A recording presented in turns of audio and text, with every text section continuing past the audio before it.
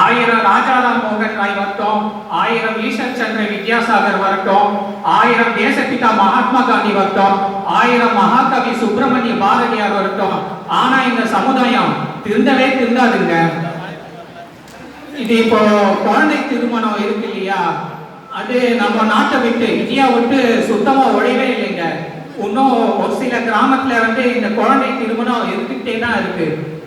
அப்புறம் இந்த சதி இருக்கு இல்லையா, உடன்படிக்கை, அதாவது அந்த கணவனை இறந்த போது வீட்டுக்காரர் இறக்கும் போது மனைவியும் சேர்ந்து உயிரோட எரிச்சி கொண்டுறது, அது கடைசியா நடந்த வருஷம் 1987.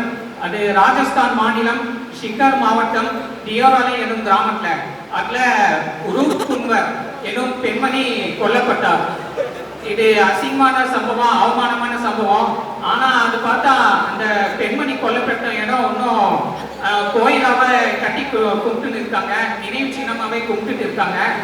இப்போ டிவியில நிறைய நியூஸ் சேனல்ஸ்ல பார்த்துருப்பீங்க, நியூஸ்ல வரும், கணவனை கொன்றுவிட்டு மனைவி கள்ளக்காதலனோடு தப்பி ஓட்டம் இருக்கு. அப்புறம் மனைவியை கொன்றுவிட்டு கணவன் கள்ளக்காதலியோடு தப்பி ஓட்டம் வரும். அப்புறம் இது கடைசியாக தாலி கட்டும் நேரத்தில் மணமேடை ஏறும் நேரத்தில் மணப்பெண் காதலனோடு தப்பி ஓட்டம் வரும். அப்புறம் மணமகன் காதலியோடு தப்பி ஓட்டம் வரும். அப்புறம் மணப்பெண் அந்த காதலனை மனம் புரிய மயக்கம் நாடகம் ஆடி கல்யாணத்தை நிறுத்தினார் வரும். அடுத்தது இப்போ பாத்தீங்கன்னா நம்ம ஊரு ரொம்ப கெட்டு போறதுன்னு பாத்தீங்கன்னா இந்த தொலைக்காட்சி தொடர்கள், சீரியல்ஸ் தாங்க.